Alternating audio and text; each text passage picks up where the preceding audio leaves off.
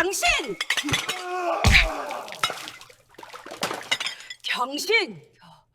제정신이야?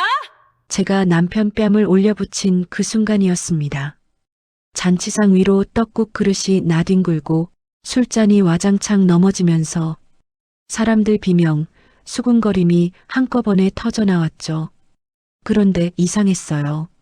잘못한 사람은 따로 있는데 잔치가 엉망이 된 것에 대한 비난은 몽땅 제 몫이었습니다. 보세요. 감정 하나도 못 다스리는 사람, 이러니까 애가 안 생기는 거예요. 남편이 제 어깨를 밀쳐버리며 소리쳤습니다. 그 순간 전 정말 깨달았어요. 아, 이 사람은 처음부터 내 편이 아니었구나. 그날 밤 비가 쏟아지는 도로 위에서 남편이 건네준 이상하게 달달했던 음료수를 마시고 눈을 떴을 때 부서진 앞유리, 연기가 피어오르는 보닛, 그리고 도로에 쓰러져 있는 사람 하나. 남편은 제 귀에 대고 이렇게 속삭였죠. 이제 당신 살인자야. 감옥 대신 정신병원이 나을 거야. 그치? 그때부터였습니다. 제가 진짜로 미친 사람이 아니라 미친 척을 해야 하는 사람이 된 건, 그리고 몇 년 후 예전 얼굴을 완전히 지운, 거의 전신 성형에 가깝게 얼굴을 싹 갈아엎고 새 이름 박수진으로 남편 앞에 다시 섰을 때 남편은요, 정말로 귀신을 본 것처럼 얼굴이 하얗게 질려버렸습니다. 죽은 줄 알았지? 오늘은 그 긴 이야기를 처음부터 끝까지 한번 들려드려 보려고 합니다. 눈이 피로한 시간, 이제는 귀로 듣는 이야기에 기대어 보세요. 구독과 좋아요 한번 눌러주시면 정말 큰 힘이 됩니다. 저는 올해 58입니다. 한때는 재벌가 며느리였던 여자, 원래 이름은 이연이었습니다. 지금은 주민등록도, 이름도, 얼굴도 바뀌어서 남들은 저를 박수진이라고 부릅니다. 그래도 제 안에서 혼자 조용히 부르는 이름은 아직도 연이야. 이 이름이에요. 처음 그 집에 들어갔을 때만 해도 제 인생이 이렇게 꼬일 줄 몰랐습니다. 시어머니는 그룹 회장 부인, 남편은 장남, 저는 평범한 중소기업 다니다가 선자리로 그 집에 들어갔습니다. 처음 시댁에 인사 갔을 때 시어머니가 제 손을 꼭 잡고 말씀하셨어요. 우리 집에 와줘서 고맙다. 앞으로 우리 아들 잘 부탁한다. 그 말만 들으면 괜찮은 시어머니 같지요? 뒤에 꼭 이런 말이 붙었습니다. 우리 집은 손주가 제일 중요해. 특히 아들. 결혼하고 1년, 2년, 3년. 아이가 생기지 않자 그 말은 점점 더 노골적으로 변했습니다. 병원은 제대로 가본 거냐? 요즘 애들은 아기를 안 낳으려고 들어. 집안대를 잇는 건 며느리의 도리야. 몸도 마음도 조금씩 말라가기 시작했습니다. 칠순 잔치날 저는 진분홍 치마에 연두 저고리를 입었습니다. 머리에는 예쁜 비녀도 꽂고요. 거울로 보면 참 그럴듯한 재벌가 며느리였습니다. 호텔 연회장은 사람들로 북적였습니다. 회장님, 칠순 축하드립니다. 아이고, 며느리도 참 곱네. 저는 허리를 90도로 굽혀 인사했습니다. 와주셔서 감사합니다. 편하게 즐기다 가세요. 허리가 끊어질 것 같았지만 조금 더 숙였습니다. 시어머니가 옆에서 팔꿈치를 슬쩍 찌르며 속삭였습니다. 저분은 우리 집에 큰 도움 되는 분이야. 허리 더 숙여. 그 말에 저도 모르게 어깨가 움찔했습니다. 겉으로 보기엔 우아하고 고운 며느리인데 속으로는 늘 주눅 들어있는 사람. 그게 저였습니다. 잔치가 한창 무르익어갈 즈음이었어요. 입구 쪽이 웅성거리기 시작했습니다. 사람들이 뒤를 돌아보며 수군거렸습니다.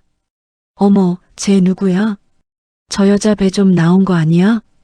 또각또각 하이힐 소리가 들려오더니 입구에 한 여자가 섰습니다. 긴 코트를 벗어든 30대 중반쯤 되어 보이는 여자. 머리는 적당히 웨이브, 입술엔 진한 빨간 립스틱, 배가 살짝 앞으로 나와 있었어요. 그 여자 옆에 제 남편이 서 있었습니다. 말끔한 수트를 입고 그냥 어깨에 힘을 잔뜩 준 얼굴로요. 제 심장이 쿵 내려앉았습니다. 저 여자가 누구지? 그 여자가 먼저 말했습니다. 어머님 실례합니다. 잔치장이 순식간에 조용해졌습니다. 저 재민 씨 아이 가진 정이라고 합니다. 순간 공기가 얼어붙었습니다. 사람들 손에 있던 숟가락이 허공에서 멈추고 잔치상 위에 있던 꽃장식만 덩그러니 서 있는 것 같았어요. 뭐라고요? 제 입에서 나온 목소리가 내 목소리가 아닌 것 같았습니다. 그 여자는 대수롭지 않다는 듯 가방에서 작은 봉투를 꺼냈습니다. 축하받을 일이라 생각해서요. 이거 보여드리려고요. 봉투 안에는 흑백 초음파 사진이 들어 있었어요. 조그마한 콩알 같은 점 하나. 사진 아래에는 병원 이름과 날짜, 아버지 이름란엔 분명히 남편 이름이 찍혀 있었습니다. 아들이래요. 어머님이 그렇게 바라시던 손주. 시어머니 눈빛이 번쩍했습니다. 제 손에서는 술잔이 덜덜 떨렸습니다. 2-2, 싸대기, 머리채, 쫓겨난 며느리. 재민 씨 이게 무슨 소리야? 제가 떨리는 입술로 겨우 물었습니다. 남편은 입가에 비릿한 웃음을 띠고 어깨를 으쓱했습니다. 그대로 들으면 되지 뭐, 애 가진 거, 축하받을 일. 그럼 나는 뭐야? 나는 7년 동안 뭐였는데? 7년 동안? 나도 노력 많이 했지. 근데 안 되잖아.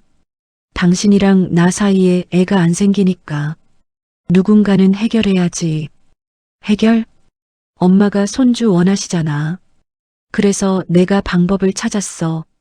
엄마가 원하는 손주 내가 만들어 왔는데 고맙다고 박수라도 쳐줄 줄 알았는데 그 말에 머릿속이 새하얘졌습니다.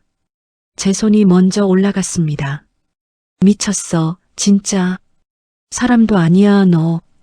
뺨을 후려치는 소리가 잔치장에 크게 울렸습니다. 짝!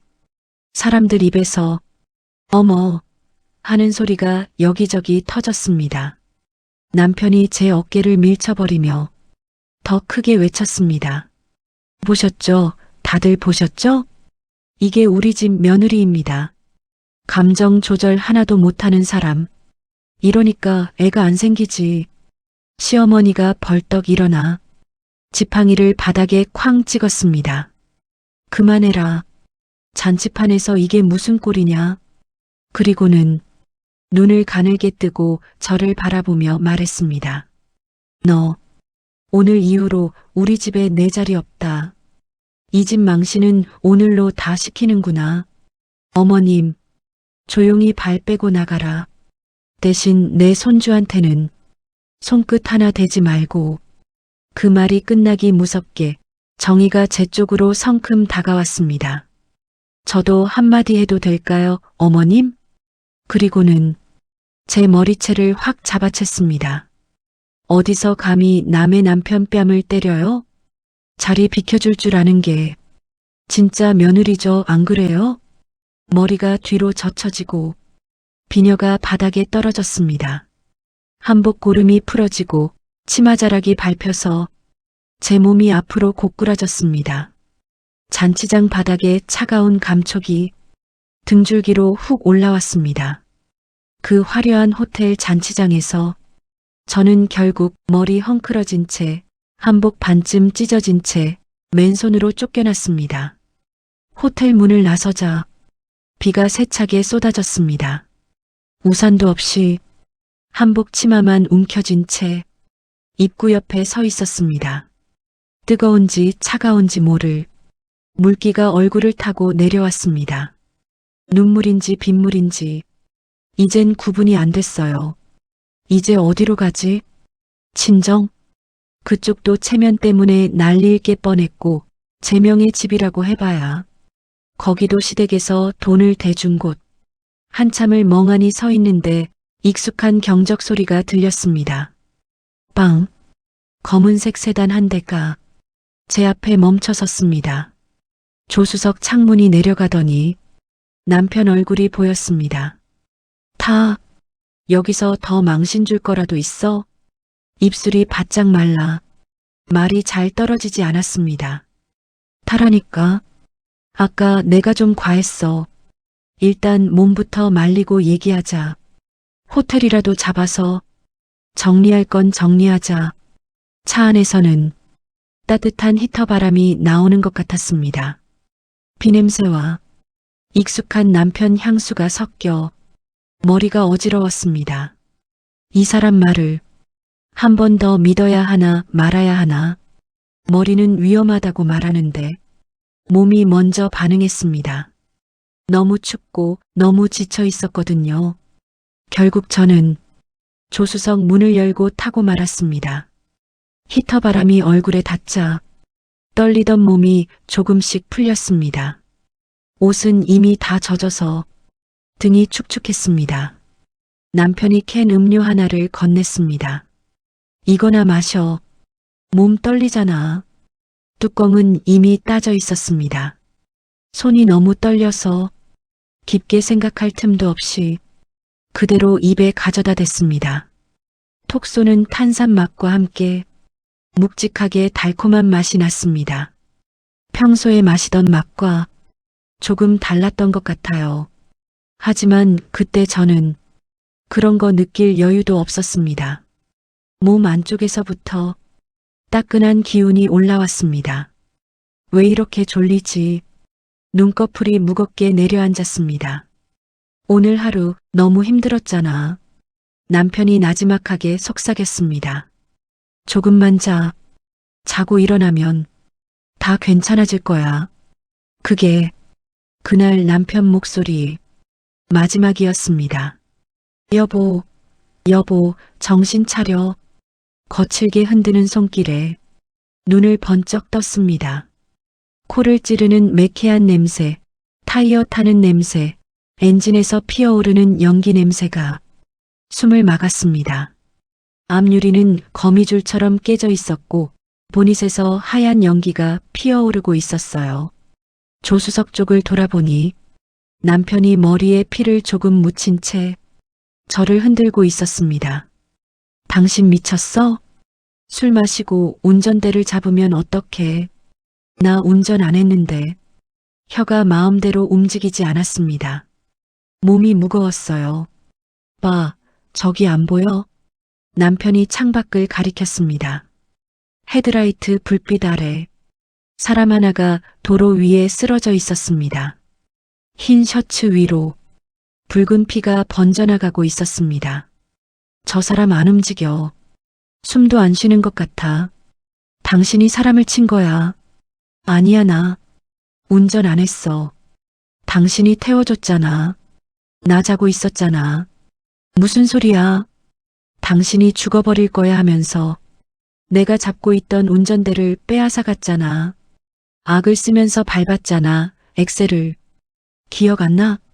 그렇게 말하는 남편 얼굴이 너무나도 진지해서 순간 저도 헷갈리기 시작했습니다. 혹시 정말 내가 했나? 아까 마셨던 음료, 이상하게 달던 그 맛, 사라지던 기억이 겹쳐지면서 머릿속이 더 뒤죽박죽이 됐습니다. 어떡해 여보, 나 어떡해. 피가 싸늘해졌습니다. 손이 덜덜 떨리고 입술이 파르르 떨렸습니다. 남편이 제 어깨를 꽉 잡고 낮은 목소리로 말했습니다. 자수하면 당신 인생 끝이야. 신문 일면에 살인한 재벌가 며느리라고 뜰 거야. 우리 집도 박살나고. 그럼 어떡해. 방법 하나 있어. 목소리가 더 낮아졌습니다. 내가 아는 병원이 있어. 정신과 쪽이라. 너 같은 상태 이해도 해줄 거야. 거기 숨어 있는 거야. 내가 원장이랑 얘기해 볼게. 정신과 병원? 응. 너 원래 우울증 약도 먹었잖아. 조금만 버티면 내가 다 정리해줄게. 그때 저는 정말 정신이 온전치 못했습니다. 술 기운, 약 기운, 사고 충격, 죄책감, 모든 게 뒤섞여 제대로 판단을 할 수 없었습니다. 결국 저는 그 말을 믿고 말았습니다. 그래도 날 돕겠다는 거겠지. 그래도 남편인데. 그게 지옥문을 스스로 열어준 순간이었습니다. 병원은 시 외곽 산 중턱에 있는 낡은 건물이었습니다. 공동의료원이라는 간판 옆에 작게 정신건강의학과라고 쓰여 있었습니다.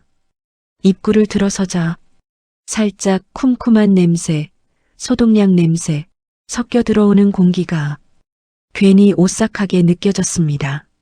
접수대 옆에서 흰 가운을 입은 원장이 나왔습니다. 아, 보호자분.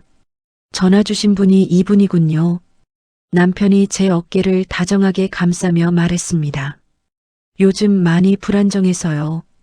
감정 조절도 좀 안 되고, 집에서 사고도 나고, 둘이 눈빛을 주고받는 걸 흐릿하게 봤습니다. 간호사가 서류를 들고 왔습니다. 입원 동의서에 서명하셔야 해요. 지문을 찍으라고 해서 손가락에 인주를 묻혔습니다. 제 이름, 제 주민번호, 정신과 입원 동의. 그때는 그냥 나를 보호하는 서류라고 생각했습니다. 나중에 알았죠. 그게 저를 법적으로 묶어놓는 쇠사슬이었다는 걸. 제 팔에는 이름과 번호가 적힌 팔찌가 채워졌습니다. 찰칵.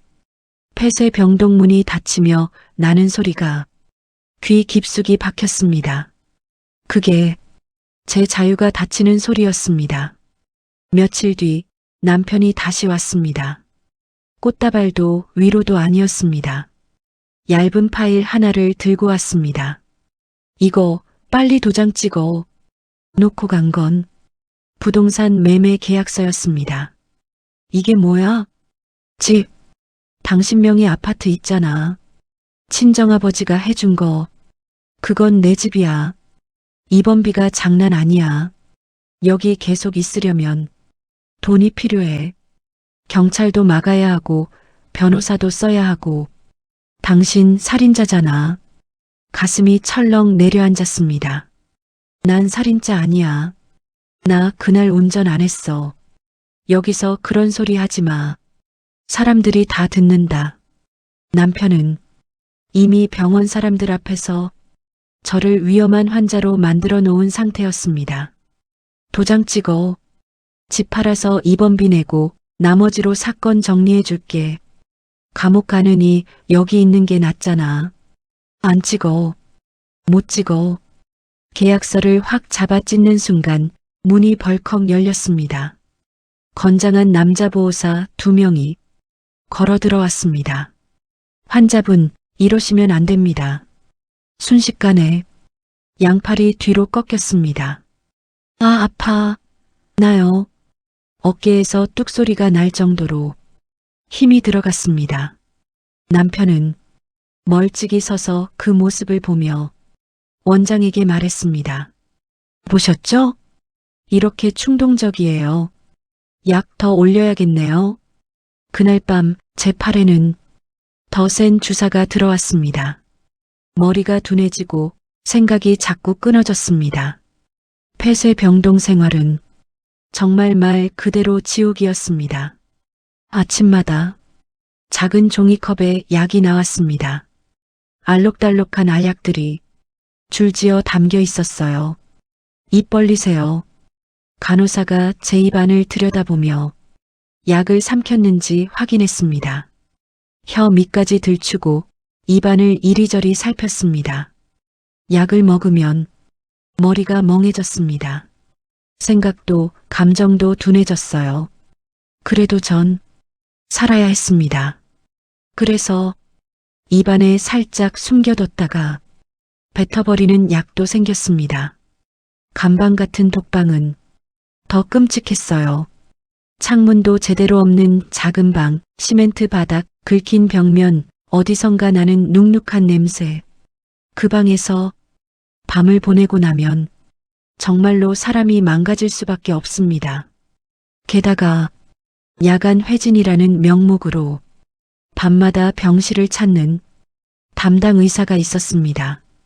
흰 가운, 안경, 마스크 뒤에서 새어나오는 숨소리, 몸을 만지는 손길은 의학적인 것과는 거리가 멀었습니다. 소리를 지르면 망상이 심해졌다는 소리만 돌아왔습니다. 환자분이 자꾸 그런 식으로 말씀하시면 퇴원 못하세요.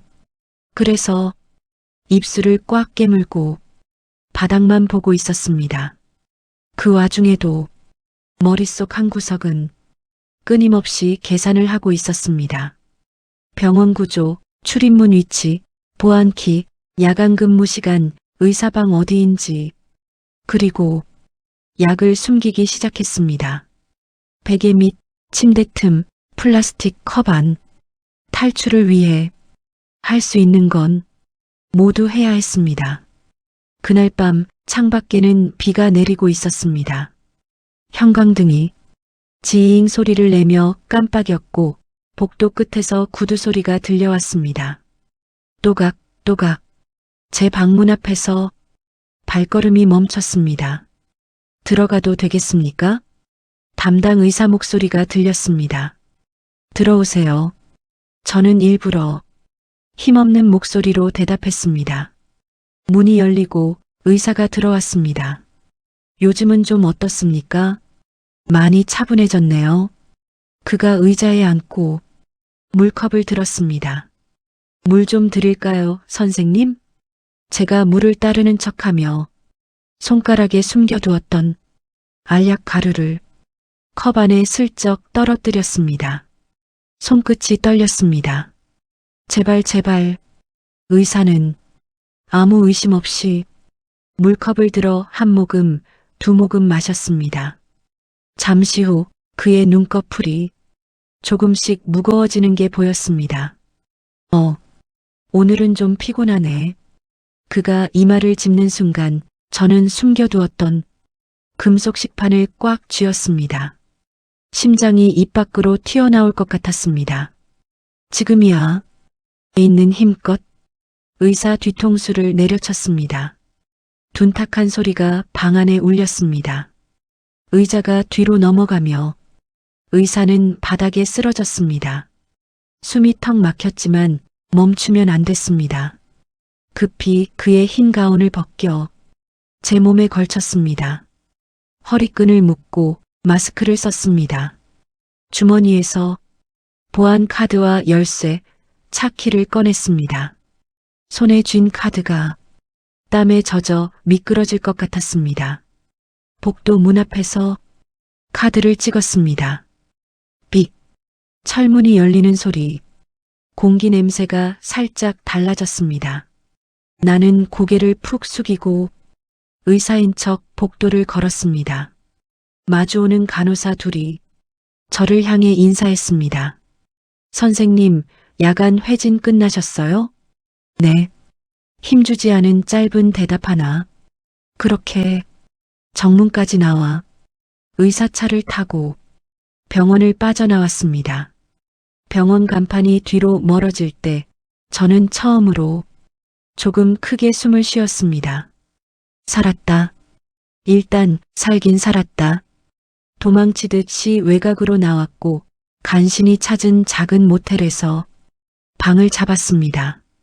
방 안은 담배 냄새와 오래된 이불 냄새가 섞여 있었습니다. 문을 잠그고 침대에 주저앉았습니다. 얼굴에 힘이 빠졌는지 눈물이 또르르 흘렀습니다. TV를 켰습니다. 그냥 소리가 필요했습니다. 뉴스에서 앵커 목소리가 들려왔습니다. 다음 소식입니다. 어제 수원시 인근 정신병원에서 40대 여성 환자가 탈출하는 사건이 발생했습니다. 화면 오른쪽 구석에 CCTV에서 캡처한 제 옆모습이 뜨더군요. 입술이 바짝 말랐습니다. 해당 환자는 과거 교통사고 사망 사건과 관련된 피의자로 알려져 있으며 현재 경찰이 수배 중입니다. 숨이 턱 막혔습니다. 살인 혐의 피의자, 정신병원 탈출, 눈앞이 핑 돌았습니다. 며칠 뒤 또 다른 속보가 떴습니다. 속보, 살인 혐의 받고 도주 중이던 40대 여성, 교통사고로 사망 추정, 심장이 쿵 내려앉았습니다. 어젯밤 고속도로 인근에서 신원 미상의 여성 시신이 발견되었습니다. 경찰은 인근 정신병원에서 탈출한 환자와의 관련성을 수사 중이며 지문 대조 얘기가 나오자 귀가 멍해졌습니다. 정신병원 입원할 때 서류마다 찍었던 지문들이 떠올랐습니다. 그 지문을 그 시신에 붙였구나. 이해가 갔습니다. 병원과 남편 둘이서 모든 서류를 만들어냈겠죠. 서류상으로 저는 그날 밤 교통사고로 죽은 사람이 되어 있었습니다. 그 화면을 보면서 묘한 생각이 들었습니다. 그래, 이제 나는 살아있는 귀신이구나. 얼마 안 가 친정에서 전화가 왔습니다. 여보세요. 네, 누구신가요? 낯선 남자 목소리가 들렸습니다. 혹시 이세연님 따님 되세요? 연희 씨 맞으시죠? 네, 그런데요. 아버님이 조금 전에 돌아가셨습니다. 심장 쪽이 안 좋으셨는데 최근에 큰 충격을 받으셨다고. 알고 보니 제 남편이 친정집에 찾아와 이렇게 말했다고 합니다. 장인어른, 연희가 사람을 쳤습니다. 사람이 죽었어요. 지금 정신병원에 숨어 있는데 경찰이 찾고 있습니다. 그 말을 듣고 아버지는 가슴을 부여잡고 그 자리에서 쓰러지셨다고 했습니다. 그리고 남편은 구급차를 부르지도 않고 그냥 집을 나왔다고요. 전화기를 든 제 손이 덜덜 떨렸습니다. 아버지, 죄송해요. 저 아니에요. 아무리 떠들어도 죽은 사람은 돌아오지 않았습니다. 그날 밤 제 안에서 마지막 남은 뭔가가 뚝 부러지는 느낌이 들었습니다. 그래, 이제부터 나도 사람 구실 말고 그냥 짐승처럼 한번 물어뜯어 볼까? 말 그대로 마음이 완전히 틀어졌습니다. 성형외과를 찾아간 건 다음 수순이었습니다. 가능한 한 예전 얼굴을 아예 못 알아보게 해주세요. 의사가 제 얼굴을 이리저리 보더니 중얼거렸습니다. 눈, 코, 턱선, 광대. 전체적으로 손보셔야겠는데요. 시간 좀 걸립니다. 괜찮아요. 얼굴이 아픈 건 견딜 수 있어요. 마음이 아픈 것보다는 나으니까요. 수술 동의서에 사인을 하면서 거울 속 제 얼굴을 마지막으로 오래 바라봤습니다. 몇 차례에 걸친 수술 끝에 붕대를 풀고 거울을 봤습니다. 거울 속에는 낯선 여자가 서 있었습니다. 눈 모양도 코 라인도 턱선도 다르게 바뀐 얼굴. 하지만 눈동자 안쪽 어두운 곳에 있는 슬픔과 분노는 그대로였습니다. 이제부터는 박수진으로 살기로 했습니다. 새로 만든 이름이 귀에 울렸습니다. 그날 이후 연희는 서류에서도 죽었고 사람들 기억에서도 죽었고 예전 얼굴을 완전히 지워버리고 거의 전신 성형에 가깝게 싹 갈아엎고 새 얼굴의 박수진이 세상에 나왔습니다. 복수는 여자 얼굴만으로는 부족한 순간이 있습니다. 특히 어두운 골목, 지하주차장, 사람들 눈이 닿지 않는 곳에서는 더더욱. 그래서 저는 머리를 막 자르고 몸을 웅크리고 남자 옷에 모자를 눌러 쓴 또 다른 모습 하나를 만들었습니다. 그 얼굴의 이름은 정욱. 남자도 아니고 여자도 아닌 듯한 애매한 느낌. 밤에 움직일 때 병원 주변이나 회사 CCTV를 일부러 스치고 다닐 때 그 얼굴을 썼습니다. 사람들이 검은 모자 쓴 남자라고 부르는 사람. 그게 바로 제 또 다른 모습이었습니다. 남편 집안 족보를 하나씩 훑어보다가 눈에 들어온 이름이 하나 있습니다. 형만 같은 아버지, 다른 어머니에게서 태어난 서자. 회사 안에서 중요한 자리는 언제나 정식 장남인 재민목 씨였고, 형만은 늘 본부장, 팀장 같은 애매한 직함만 달고 있었습니다.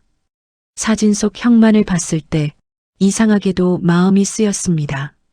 이 사람 많이 외로웠겠구나. 외로운 사람은 따뜻한 말 한마디에 쉽게 무너집니다. 저는 그걸 너무 잘 알고 있었습니다. 그래서 재단 행사, 봉사활동 모임, 후원 파티 같은 곳에 작은 디자인 회사 대표 박수진으로 슬쩍슬쩍 얼굴을 내밀었습니다. 어느 날 호텔 라운지에 초대된 재단 후원자 모임이 있었습니다. 라운지 안에는 잔잔한 피아노 연주가 깔려 있고 바깥으로는 서울 야경이 보였습니다. 혹시 박수진 씨? 등 뒤에서 부르는 소리가 들렸습니다. 돌아보니 사진에서만 봤던 형만이 서 있었습니다. 네, 처음 뵙겠습니다. 박수진입니다. 손을 내밀어 인사했습니다. 그의 손이 조금 떨렸습니다. 요즘 재단 일 때문에 형님 얘기 종종 들었습니다. 회사에서 많이 고생하신다고. 그 말에 형만 눈빛이 조금 부드러워졌습니다. 그 집에서는 늘 서자 취급만 받다가 처음으로 형님도 고생 많으시다는 말을 들은 거니까요. 그날 우리는 형만 집안 이야기를 거의 하지 않았습니다. 어릴 때 좋아하던 만화, 강아지 이야기, 혼자 여행 가고 싶다는 소소한 꿈, 그런 이야기들을 했습니다. 형만은 말수가 적었지만 제가 자꾸 웃으니까 천천히 마음을 열기 시작했습니다. 수진 씨랑 있으면 그냥 한 사람으로 대접받는 느낌이야. 그 말에 제 가슴 한쪽도 잠깐 저릿했습니다. 하지만 저는 마음속으로 되뇌었습니다. 잊지 마라. 이 집안이 내 아버지를 죽게 만든 집안이라는 걸. 이제 많이 궁금해하시는 부분이죠. 아니, 남편 재미는 도대체 왜 그렇게까지 망가진 거야? 그냥 벌 받을 때가 돼서? 양심이 찔려서? 그렇게만 쓰면 조금 밋밋합니다. 실제로는 더 복잡한 일들이 겹겹이 쌓여 있었습니다. 제가 사망 추적 뉴스에 나온 뒤 남편은 빠르게 움직였습니다. 사망보험금 청구, 제명의 집과 아버지 집 정리, 회사 지분 문제, 겉으로 보기엔 다 깔끔하게 정리한 것 같았습니다. 그런데 보험사에서 문제를 제기했습니다. 사고 경위가 조금 이상합니다. 사고 지점, 사고 시간, 정신병원에서 탈출한 시각, 서류상 시간들이 애매하게 겹쳐 있었던 거죠. 보험조사팀이 병원 기록을 또 들여다보면서 이상한 점을 더 발견합니다. 정신병원 입원 기간, 회진 기록, 환자 상태. 원장님, 기록이 앞뒤가 좀 맞지 않습니다. 병원장은 그때부터 서류를 바꾸고 시간을 고치고 기록을 새로 쓰기 시작했습니다. 그러다 보니 보험사 직원 눈빛이 점점 차가워졌습니다. 사고가 우연치고는 너무 여러 가지가 겹치네요. 이 얘기가 회사 쪽 귀에도 들어갑니다. 회장님, 큰 며느리 사망보험금 건이 조금 시끄럽습니다. 시어머니가 재민을 불렀습니다. 너 사고 정리 제대로 한 거 맞냐? 그럼요, 엄마. 우리 집에 세무조사라도 들어오면 그때는 나도 너 모른 척한다. 알아들었니? 심장이 서늘해졌겠죠. 그날 이후로 재민은 밤마다 잠이 잘 오지 않았습니다. 그 와중에 옆에서 기름 붓는 사람이 있었습니다. 바로 내연녀 정이었습니다. 정신병원 입원 동의서, 사망보험 서류, 사고 기사까지 정희는 그 과정에 깊게 관여했습니다. 저 법 쪽에 아는 사람 있어요. 이 정도는 제가 도와드릴게요. 그래서 자기 역할이 절대적이라고 생각하고 있었습니다. 어느 날 펜트하우스에서 와인 마시던 밤이었습니다. 정희가 와인 잔을 탁탁탁 내려놓으며 말했습니다. 오빠, 이제 우리 진짜 한배 탄 거 알지? 또 무슨 소리야? 나도 알아. 사고 경위가 얼마나 이상했는지. 정신병원 서류도 내가 반은 같이 만든 거잖아. 재민 얼굴이 굳었습니다. 그 얘기를 왜 지금? 그냥 나 없었으면 오빠 혼자는 못했을 거라는 얘기. 나 없이 이렇게까지 깔끔하게 못 덮었잖아. 피식 웃으면서 이렇게 덧붙였습니다. 가끔은 그런 생각 들어. 우리 했던 짓 그냥 한번 시원하게 얘기해 버릴까? 농담처럼 들렸지만 재민 귀에는 칼이었습니다. 미쳤어? 농담이야, 농담. 오빠가 나 버릴까봐 겁나서 그래.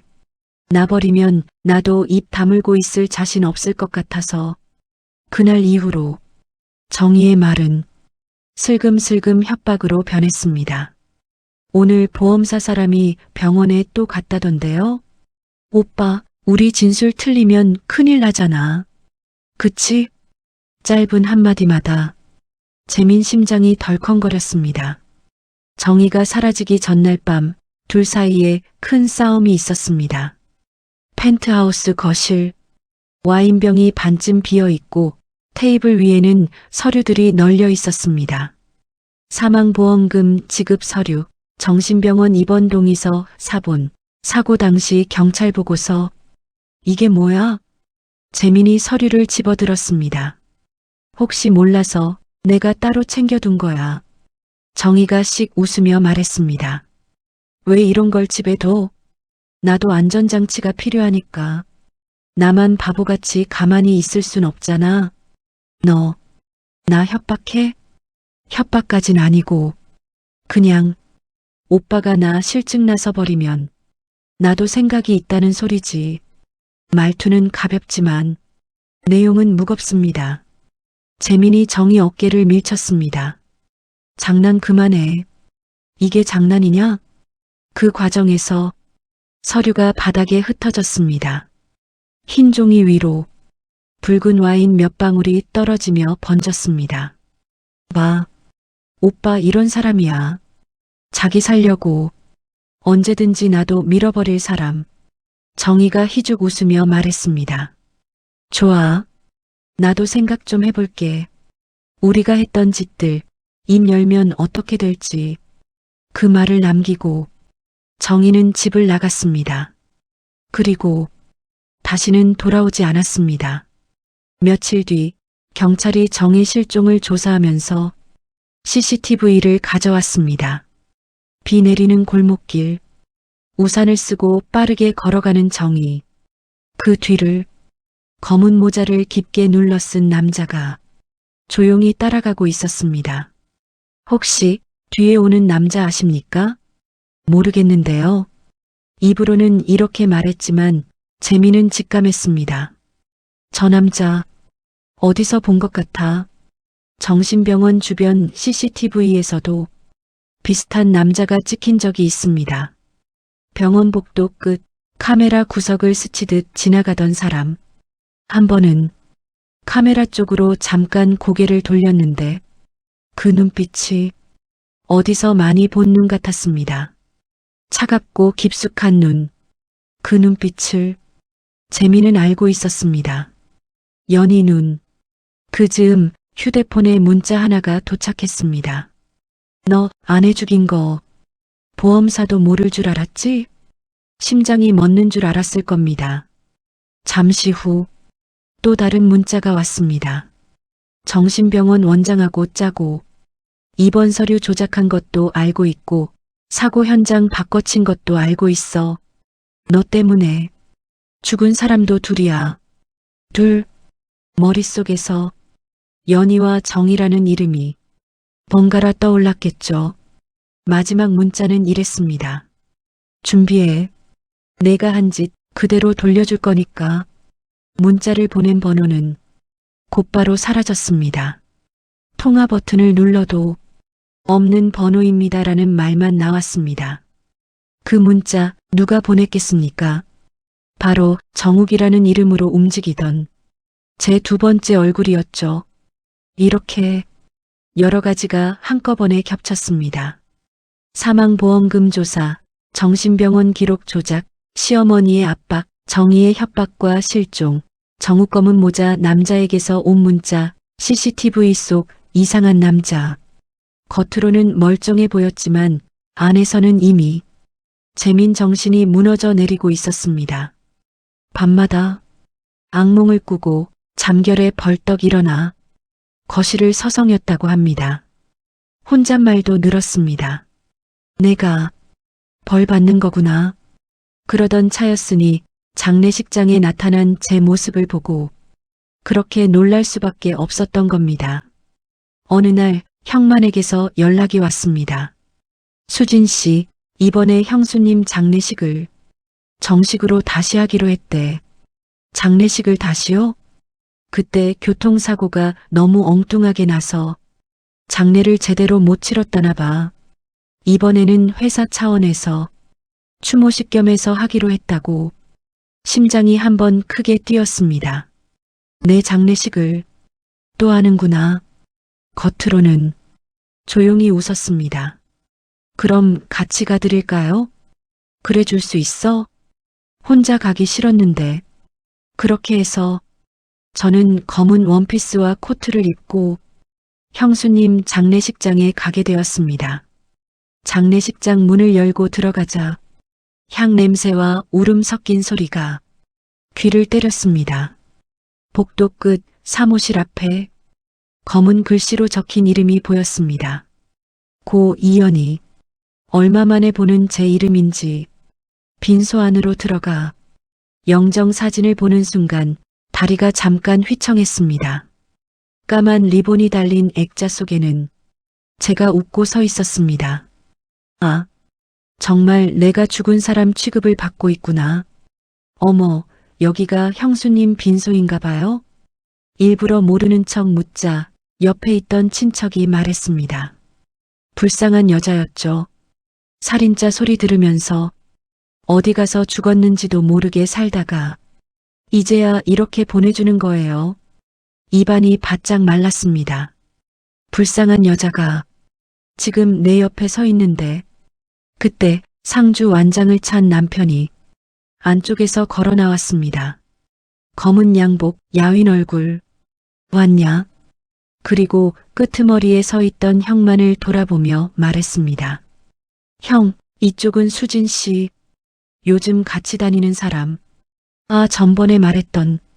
형만이 어색하게 웃으며 저를 바라봤습니다.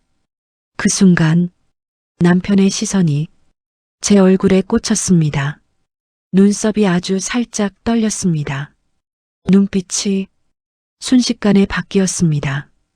익숙한 향수 냄새, 어딘가 낯익은 말투 톤, 익숙한 눈동자 움직임. 처음 뵙겠습니다. 박수진입니다. 제가 고개를 숙여 인사했습니다. 남편이 손을 내밀어 악수했습니다. 그 손이 아주 미세하게 떨렸습니다. 반갑습니다. 묘하네요. 네, 죽은 제 아내랑 참 많이 닮아서요. 가슴이 쿵 내려앉았지만 태연하게 웃었습니다. 그런 소리 가끔 들어요. 얼굴이 좀 흔하죠. 흔하다. 남편이 뭔가 개운치 않은 표정으로 중얼거렸습니다.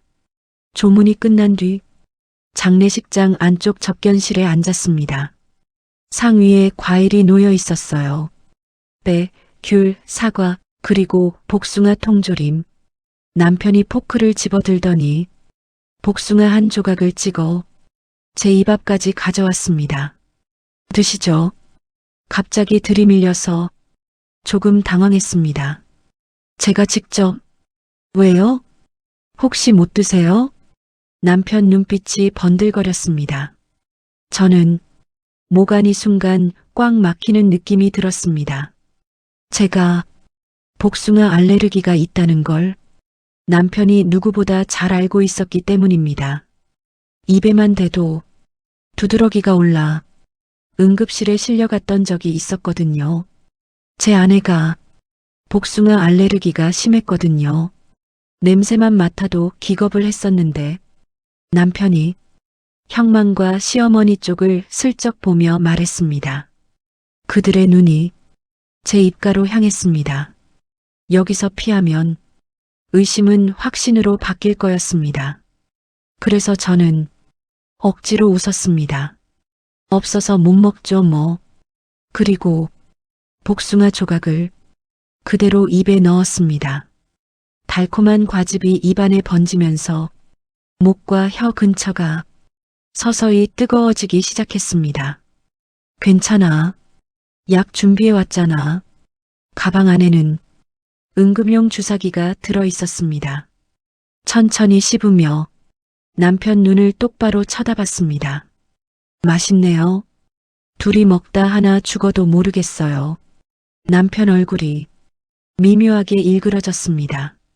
복도를 따라 화장실로 들어갔습니다. 문을 잠그고 거울을 보니 얼굴색이 벌써 조금 달라져 있었습니다. 목이 따끔거리고 숨쉬기가 점점 힘들어졌습니다. 하하. 가방을 열어 응급주사기를 꺼냈습니다. 손이 너무 떨려서 뚜껑이 잘 안 열렸습니다. 겨우 돌려 빼는 순간 손에서 미끄러졌습니다. 툭! 주사기가 세면대 밑으로 떨어져 하수구 틈 사이로 쏙 빠져버렸습니다. 안 돼. 목이 불이 난 것 같았습니다. 숨이 가빠져 단추를 두어 개 풀었습니다. 거울 속 목이 빨갛게 부어오르고 있었습니다. 벽에 한 손을 짚고 겨우 버티고 있을 때 복도에서 익숙한 구두 소리가 들려왔습니다. 또각또각 문 손잡이가 덜컥거렸습니다. 수진 씨, 안에 있어요? 남편 목소리였습니다. 대답하려고 했지만 목에서 나온 건 거친 숨소리뿐이었습니다. 지금 들키면 안 돼. 여기서 쓰러지면 모든 게 끝이야. 머리를 한 번 더 쥐어박듯 정신을 차리며 서둘러 비상구 쪽 작은 창을 열었습니다. 원래는 지붕 환기용으로 쓰는 창, 사람이 겨우 빠져나갈 만한 크기입니다. 몸을 웅크리고 목이 타 들어가는 통증을 버티며 창문을 통과했습니다. 밖에는 시커먼 빗줄기가 내리고 있었습니다. 2층 높이 밑에는 쓰레기 봉투가 쌓여 있었습니다. 저는 밑을 볼 겨를도 없이 몸을 던졌습니다. 비닐봉투 위로 떨어지며 쿠션처럼 충격을 조금 흡수해줬습니다. 팔이 욱신거렸지만 지금 아픈 건 중요하지 않았습니다. 뒤쪽 주차장 구석에 정욱 모습으로 미리 세워둔 차가 있었습니다. 운전석 문을 열고 올라타 가슴을 쥐어뜯듯 숨을 골랐습니다. 불과 몇 초 뒤 위쪽 화장실 문이 열리는 소리가 희미하게 들려오는 듯 했습니다. 위층 화장실에서는 남편이 문을 열고 들어갔습니다. 화장실은 텅 비어 있었습니다. 쓰러진 사람도 없고 토사물도 없고 약도 없고 그저 조용한 공간 하나뿐이었습니다. 유일하게 열린 건 천장 가까이에 달린 환기창 하나. 창밖으로 장대비가 쏟아지고 있었고요. 여기가 2층인데 설마 여길 타고 내려갔단 말이야? 이성으로는 말이 안 됐습니다. 하지만 눈앞에 펼쳐진 이상한 상황들, 그동안 쌓여있던 죄책감, 정욱에게서 온 문자, 정의 실종, 모든 게 겹치면서 남편 머릿속에서는 이런 생각이 떠올랐을 겁니다. 혹시 진짜로 귀신이 돌아다니는 건 아닐까? 그날 이후로 남편의 불안은 눈에 띄게 심해졌습니다. 시간이 조금 더 흘렀습니다. 형만과 저는 거의 같이 지내는 사이가 되었습니다. 형만은 처음으로 누군가의 남편이 아닌 한 사람으로 대접받는 느낌을 실컷 누려보고 있었고, 저는 그걸 만들어주는 척하며 그 집안 안으로 더 깊이 스며들고 있었습니다. 어느 날 화장실에서 임신 테스트기를 들여다보고 있었습니다. 선명한 두 줄, 손이 덜덜 떨렸습니다. 머릿속에 지난 과거 한 장면이 떠올랐습니다. 집에서 쫓겨나기 며칠 전 술 취한 남편이 내 방에 들어와 억지로 안았던 그 밤, 그때였구나. 아이의 아버지가 누군지 생각할 것도 없었습니다. 안 돼. 지금 이 타이밍에 화장실 바닥에 앉아 한참을 울었습니다. 그래도 아이만큼은 죄가 없었습니다. 그래, 어찌됐든 이 아이는 지켜야겠다. 테스트기를 휴지로 감싸 쓰레기통 깊숙이 숨겼습니다. 하지만 비밀은 오래 못 가더군요. 며칠 뒤 형만이 쓰레기통을 비우다가 그걸 발견했습니다. 자기야, 이게 뭐야? 테스트기와 제가 병원에서 받아온 간단한 진단서 한 장, 임신 7주차. 형만 얼굴이 순식간에 굳었습니다. 달력과 종이를 번갈아 보더니 입술이 파르르 떨렸습니다. 잠깐만, 우리 처음 같이 잔 거 한 달 조금 넘었잖아. 공기가 싸늘하게 식었습니다. 이거 누구 애야? 제 어깨가 들썩였습니다. 이제 이 남자도 나를 버릴 건가? 하지만 여기서 물러날 순 없었습니다. 형만 씨, 말해봐. 산부인과 상식도 없어요? 고개를 치켜들고 일부러 비웃듯 말했습니다. 임신 주수는 마지막 생리일 기준으로 잡는 거예요. 지난달에 나 스트레스 받아서 한 번 걸은 거 알잖아요. 그래서 주수가 더 길게 나온 거라고요. 의사가 실제론 2주 정도 됐다고 했는데 서류에는 보통 넉넉하게 쓰기도 한다더라. 근데 지금 나를 의심하는 거예요? 물론 말도 안 되는 소리였습니다. 하지만 형만은 그쪽 지식이 거의 없었습니다. 게다가 이미 저에게 마음이 많이 가 있었죠. 내가 너를 의심한 거야? 얼굴에서 피가 가셨습니다.